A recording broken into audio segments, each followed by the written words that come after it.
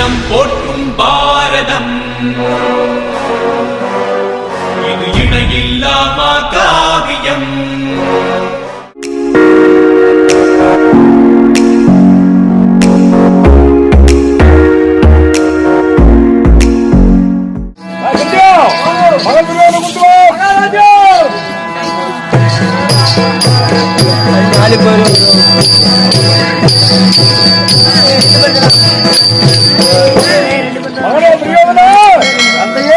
அஸ்லாபுரத்தில் புதியதாக மண்டபம் கட்டி பூர்த்தி செய்து விட்டேன். நீ மாமா சென்று மண்டபத்தை சுற்றி பார்த்து கூப்பிடுங்க. அப்படியா? ஓடி வந்தேனே மருக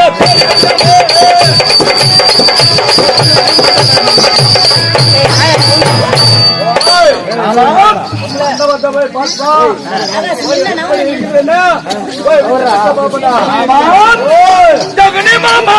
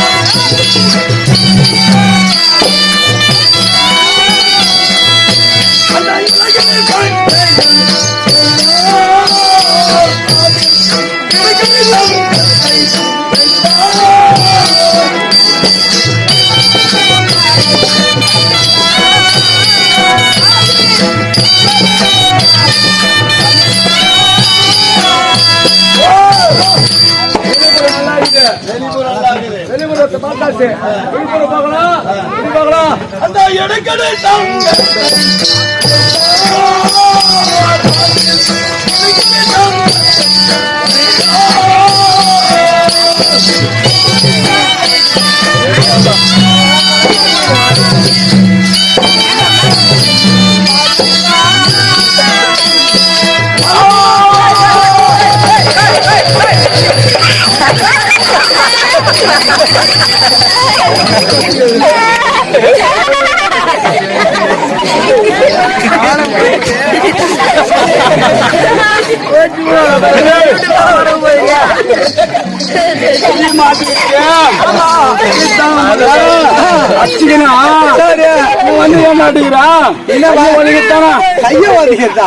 அது போய் ரெண்டாவது சுத்தியில மாட்டிருக்கிறேன். நாலு தூணு. ஆமா, நாலு மூளைக்கா சரி நட்டுமதி ஒரு தூணு பார்க்க விசித்திரமா இருந்துச்சு. வந்தா ஆமா அந்த கீழே போவா அது என்ன சுத்தியா அதான் சுத்தி அதுக்கெல்லாம் கூட்டுருக்கணும் கைய அதுக்கு என்ன பண்றது? ஓ ஆமா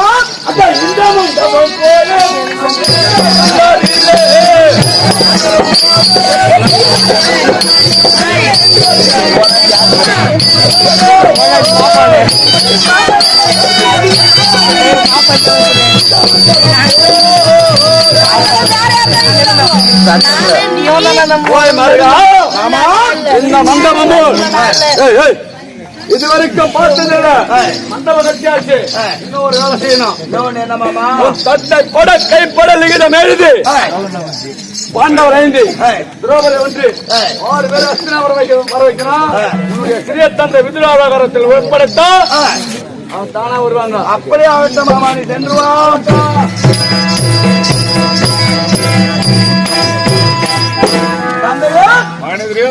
உங்கள் கைப்படவா லிகிதம் எழுதி அதை நம்ம சிறிய பிதாவாகிய விதிரமகாராஜிடம் கொடுத்து பாண்டவர்கள் ஐவர்கள் திரௌபதியோடு மண்டபமாக வரவேற்கிறேன். உன் கருத்தில் வந்தோம் அப்படி செய்ய புறப்படுது.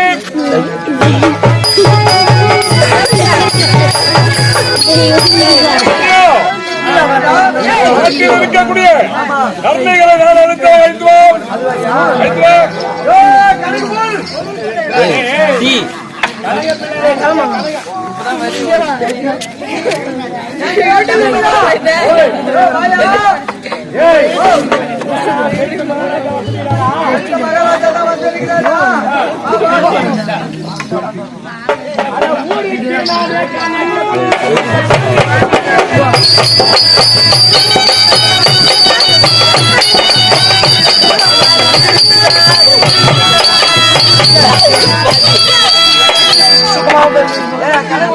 ஊருக்கு நானே கணக்கு பிள்ளை.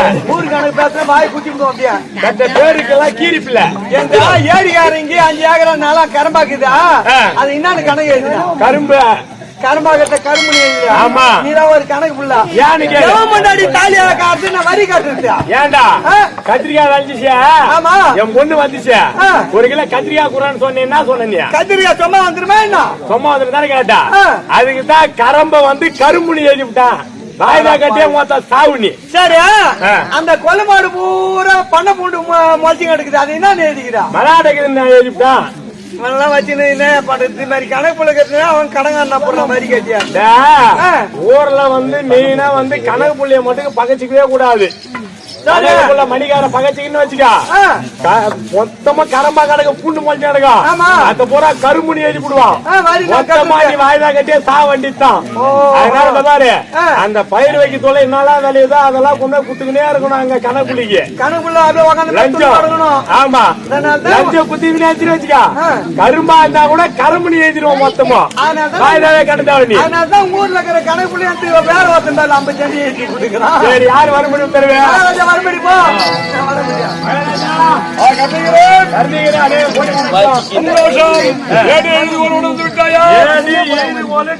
நடமாடும் டேபிளோட வந்துக்கிறாங்க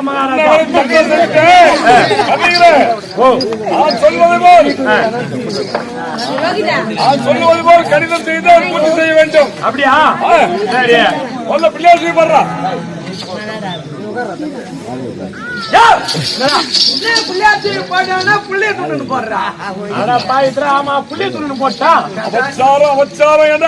மகாராஜா அழிச்சிட்டுமா? முதல்ல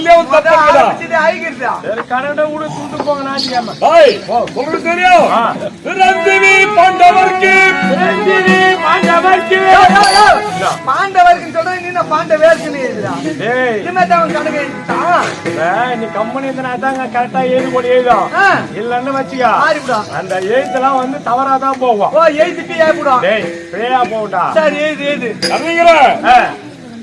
எழுதக்கூடிய லிகிதத்தில் அடித்தல் திருத்தல் எதுவும் இல்லாமல் நன்றாக எழுத வேண்டும். சரி, பிறந்தினி பாண்டவர்க்கு ஜெயங்கள மேல்மேல் உண்டாகும். அரசனி தம்பி தம்பி மகள் இதன் பின்னால் அடையி வருவீரே.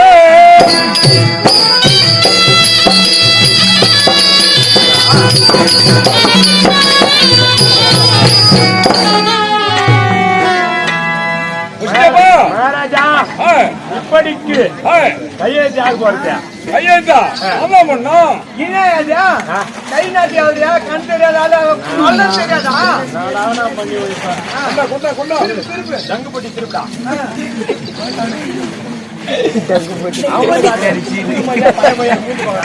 யமனாராஜ்யத்தில கை ஒரே நாட்டடி.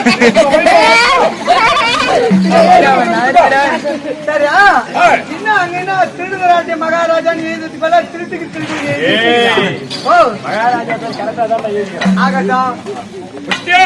மகாராஜா அது மஞ்சள் பெட்டி. நீ போ, நீ போ, அப்புறம் வர. மஞ்சள் பெட்டி கொண்டு வா.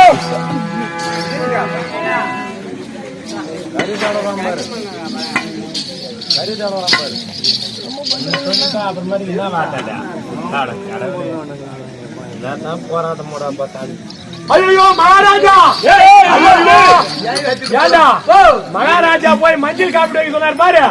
நான் போய் மஞ்சள் எடுக்கிற நேரத்துல கரண்ட் நின்று போச்சு. பக்கத்துல இருந்த கறி தாடிய போட்டுடா. அவசாரம் பிடித்தவனே, ஏண்டா முதல்ல எதுனா பிள்ளையாசி போனா புள்ளி தூண்டு எழுதுறேன், இப்ப மஞ்சள் தடவுனா கறி தடவுன்ற. என்னடா இது அவசாரமாகுது? ஏண்டா இது எதுக்கு தடவுங்க தெரியுமா? கறி எதுக்கு தடவுவாங்க? என்னதான் நடக்க போகுதுங்க?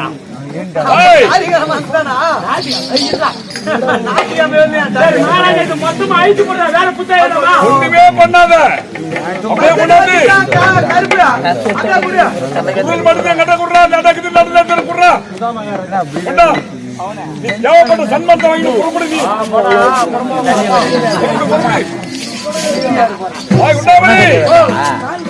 எழுதியாச்சு, மண்டபத்தை கட்டி பூர்த்தி செய்து எழுதியாச்சு. இதை கொண்டு போவதற்கு அந்த புறத்தில் நீ போவரியா? நான் போவேன். இந்த காரியகாரமாதத்துக்கு தான் நான் போவேன். சொல்ல போனோம்னு வச்சுக்க, 200 ரூபாய் கொடுப்பாங்க. எங்கன்னா ஒரு 50 ரூபாய் கூட செலவாகாது. மீதி கோட்டை அடிச்சு கப்பிட்டு பார்த்து போனாலும் போலாம், போவாட்டாலும் போடலாம், எவ்வளவு கேட்க மாட்டான். ஆனா நீ அனுப்புற நான் போன்னு வச்சுக்க, குடும்பம் 10 ரூபாய் கொடுப்பியா?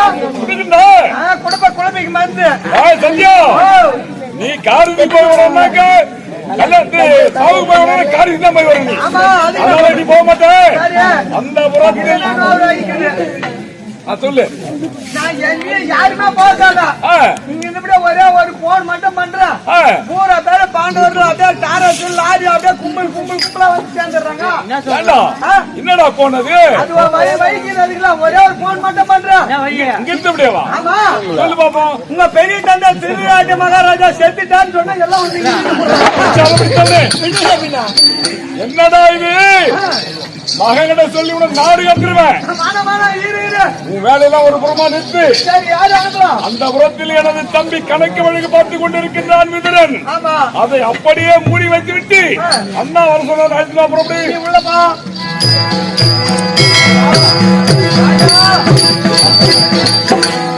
இங்கே மாதிரி இருக்கு சோதர மகாராஜா தமிழ்நாடு.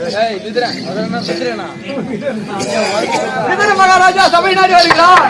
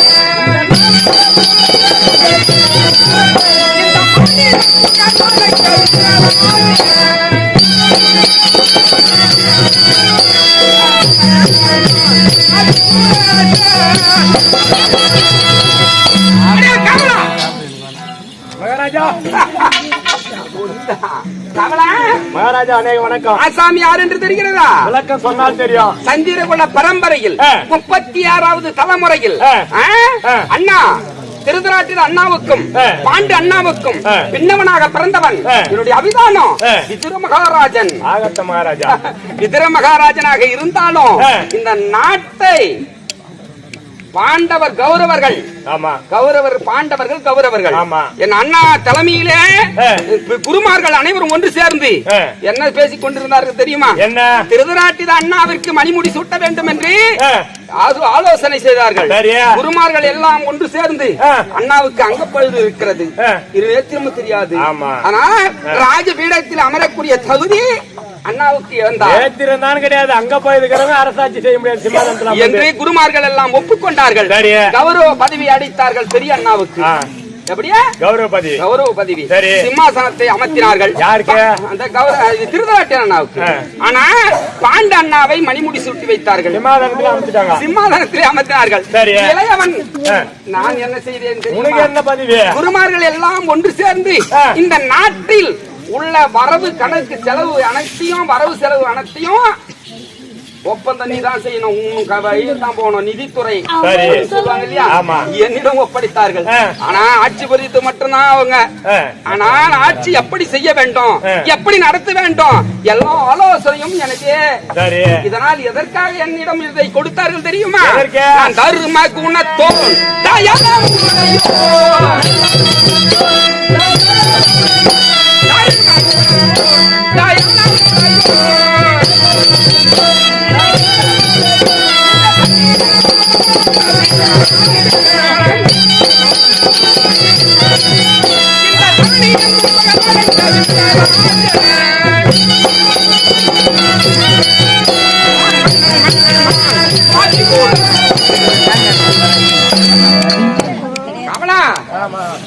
தர்ம குணத்தோன் தயாளமுடையோன் விதுர மகாராஜன் என்று இந்த புவனத்து அந்த அனைவரும் நாட்டு மக்கள் அனைவரும் ஒன்று சேர்ந்து என்னை ஆளாக தேர்ந்தெடுத்தார்கள். தர்ம குணம் படைத்தவன். அப்படி இருந்தாலும் என்னுடைய கரத்திலே இருப்பது என்ன தெரியுமா? நான் வில்லில் பெரியோன்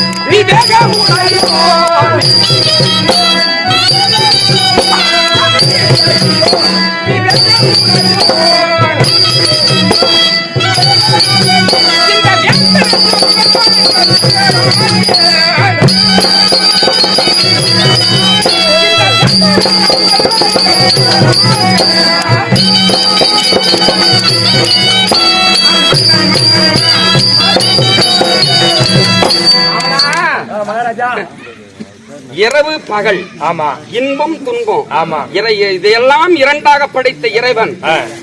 அதாவது அனைத்துக்கும் இரண்டாக படைத்தான். அதுதான் உலகம். அப்படி இருக்க இந்த புவனத்திலே தனுசு 2, குளம் 2. ஆமா, என்னது குளம்? ஆமா, சூரிய குளம், சந்திர குளம். இப்படி எல்லாம் இரண்டாக படைத்தவர். இந்த தனுசு ஆயுதம் என் கரத்திலே இருக்க. இந்த தனுசும் 2. சிவதனுசு, வைணவ தனுசு. இந்த சிவதனுசு யார் கரத்திலே இருக்கு தெரியுமா? அர்ஜுனன் கரத்திலே இருப்பது சிவதனுசு. ஆமா, இந்த மிதுர மகாராஜன் கரத்திலே இருப்பது வைணவ தனுசு.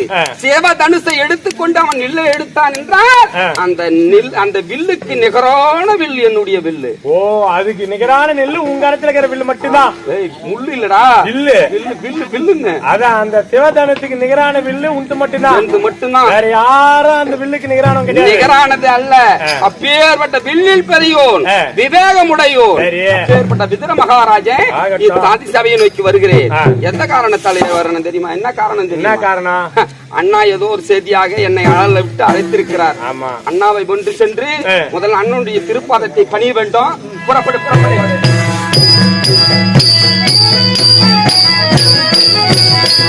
அண்ணா உந்தன் பாதத்தில்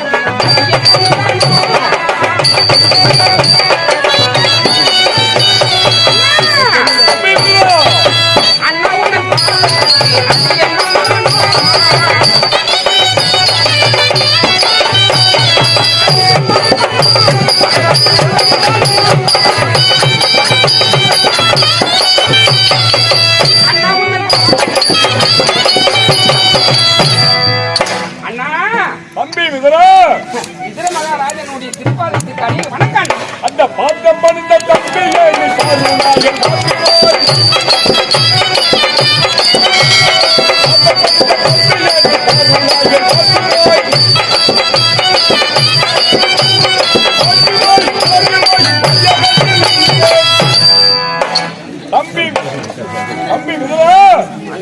அண்ணாவுடைய பாதத்தை வணிந்த காரணத்தினால் சகல செல்வங்களோடு வாழ வேண்டும். எழுந்திருப்பா அப்படியா அண்ணா?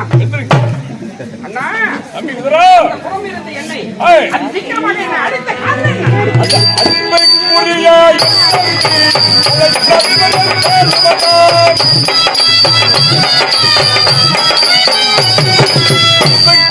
அதை தருவதும் கேள்வனாய் ஓர் உத்தம கண்டிகை நானே ஓர் உத்தம கண்டிகை நானே உத்தம ரவியும் நானே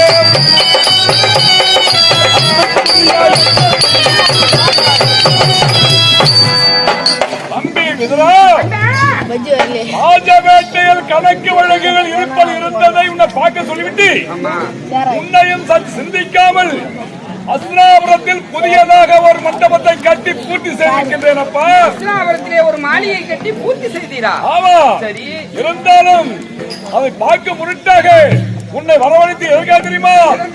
அந்த ஓலையை எழுதின நானே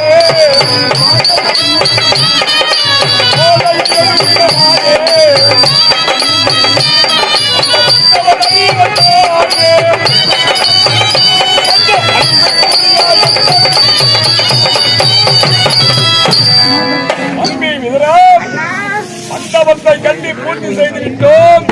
என் கைப்பட லிகிதம் எழுதிருக்கின்றேன். என்ன தெரியுமா? எனது தம்பி மக்கள் பாண்டவர்கள் இவர் ராஜாக்கள் மருமகள் தேவி.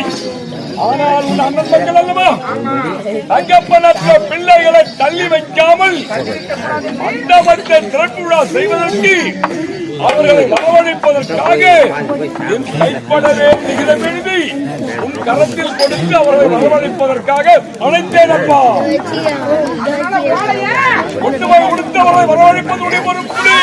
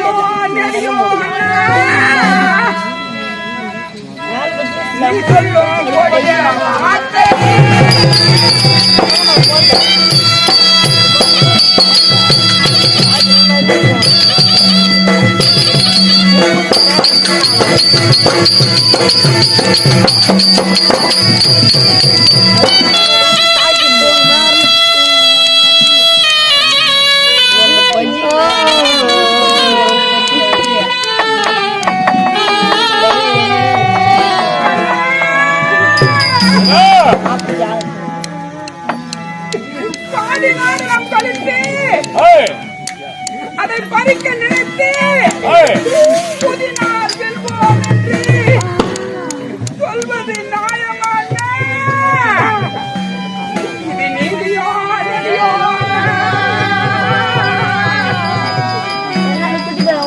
நீ சொல்லும் கொடிய வார்த்தை என் காதினால் கேட்கலாமா? என் காதினால்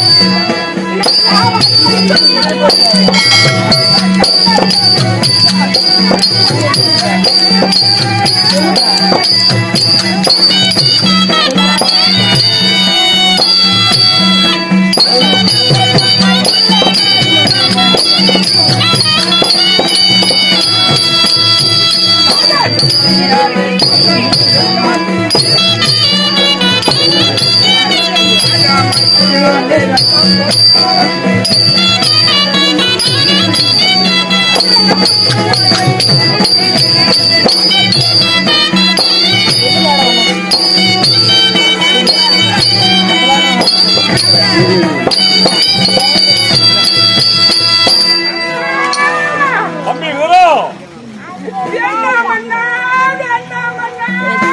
என்னடா வேண்டான்ற இப்படி ஒரு எண்ணம் இருக்கிறது என்று இன்றுதானே நான் அறிந்தேன் அண்ணா. என்னடா கண்டுபிடிச்ச?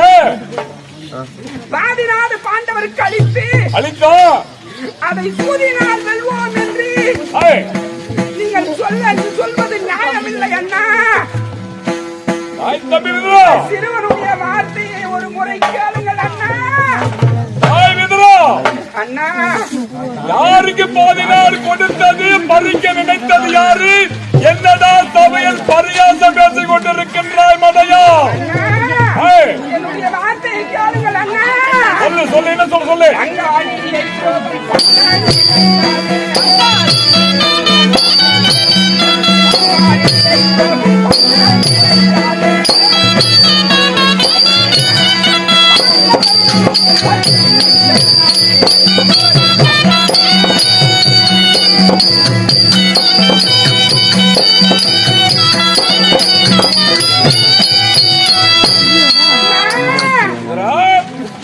பங்காளியை துரோகம் பண்ண வேண்டும் என்று எண்ணாதீர் அண்ணா. என்னலையப்பா அந்த பாண்டவரிடம் நம் பத்திரம் எல்லாம் உன்னுடைய பத்திரம் செல்லாது அண்ணா. ஏன் செல்லாது என்று உரைக்கிறேன் சொல்லு என்ன சொல்லு பாப்போம்.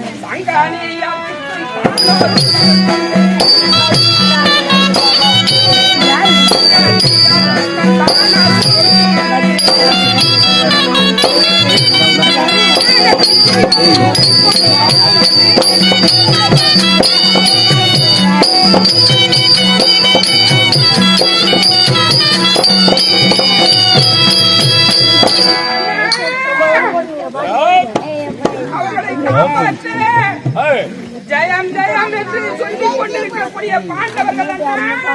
ஆமா என்னாலும் காப்பாற்ற உன்னுடைய பத்திரம் எல்லாம் பாண்டவரிடம் செல்லாது. உன் எண்ணம் ஈடேறாது அண்ணா. ஒரு உண்மை தெரிந்து கொண்டாயா? என்னடா உண்மை? இந்த துர்ப்ப செயலுக்கு நான் உடந்தையாக மாட்டேன். இந்த விகிதத்தை கொண்டு செல்ல என்னால் முடியாது முடியாது முடியாது.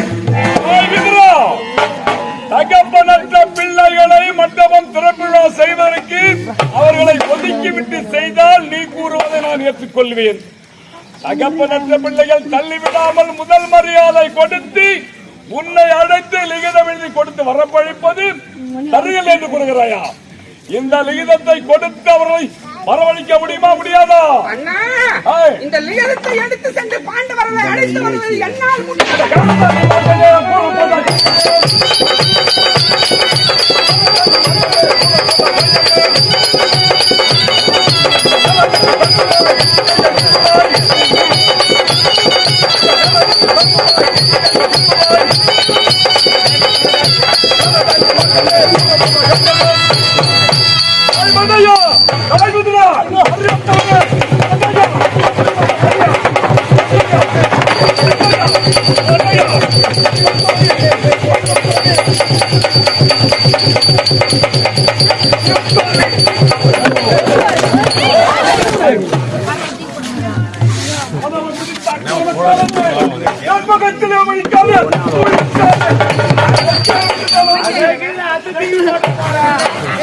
ஜூம் பண்ணி விடுப்பா.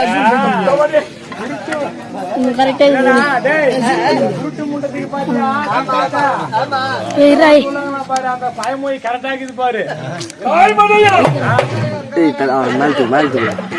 அத நீ மாத்தத்தை தூக்கி போடுற அத உட்கார்ந்து என் சார் தூக்கி வர மாட்டேன் என் சார் தூக்கி வர மாட்டேன் ஆய் குண்டாமணி தூக்கி போடுங்க அப்படி எனக்கு பின்னே புறந்து எங்கக்கார உலகம் பண்ண வந்து ஆகாது போனா போது அப்படி எல்லாம் போன் எனக்கு அறிவுரை உருகிறான் மடையன் என் முகத்திலே முடிக்கப்படாது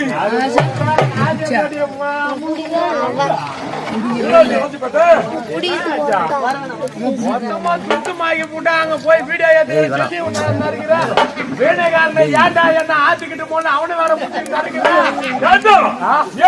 தெரியவில்லை என்னடா எங்கடா இருக்கு அவர் போய் அங்க எட்டி நிற்கிறாரு என்ன என் முகத்திலே முழிக்கப்படாது முழுக மாட்டேன்டாரு அவனை உடனடியாக சபையை விட்டு வெளியே சொல்றா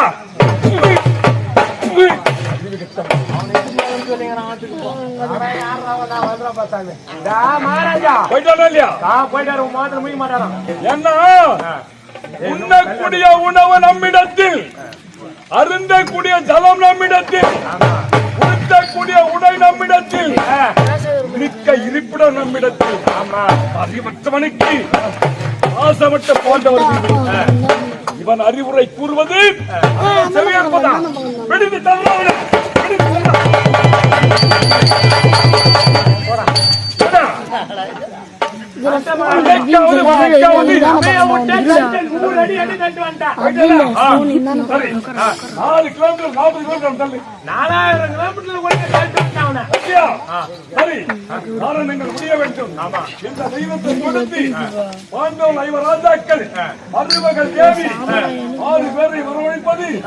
உன்னுடைய பொறுப்பு நானு கல்யாணத்துக்கு போனா காரியத்துக்கு தான் வருவேன். சரி இருந்தாலும் மகாராஜா கொஞ்சம் சன்மானம் அதிகமா தரும் போலுது. வேண்டிய சன்மான பொற்காசுகளை தருகிறேன். அங்கேயே கொடுக்குற அவங்க தான் போற ஆளுங்களா போயிட்டு வந்துருவாள். அவன் தான் குண்டாமணிட்டு சொல்லி கொடுக்கூடாது. நீயே கொடுக்குறியா? என்னடா இது ராஜபேட்டை ராஜபேட்டத்து பங்குல பக்கத்துல நான் நினைக்கிறேன். சரி சரி குண்டாமணி கொண்டு வந்துடுற ஒரே ஒரு நொடி போயிடுவார்.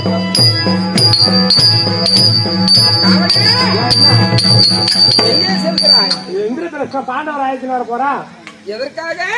ஒன்னா உத்தரவியா? நான் காவல்காரியா? பாண்டவரை போய் இந்த லிகிதத்தை கொடுத்து ஆயிரத்தி வர போறியா? கவலா என்ன அது நாள் முதல் இது நாள் வரை நான் போய் வரேன். அது நாள் முதல் இது நாள் வரை அண்ணனுடைய வார்த்தை என்றுமே தள்ளி நடந்ததில்லை இந்த விதிரை. ஆமா, இன்றைய பொழுதிலே அண்ணாவின் வார்த்தையை தள்ளி நடந்தான் விதிரன் என்று இந்த உலகோர் என்னை எள்ளி நகைவார். அதனால இந்த எல்லாம் வருவது வந்தே தீரும். ஆமா, அவரவர் தலைவிதிப்படி அது நடந்தது நடந்தே தீரும். என்ன நடக்கிறது என்று பார்ப்போம்.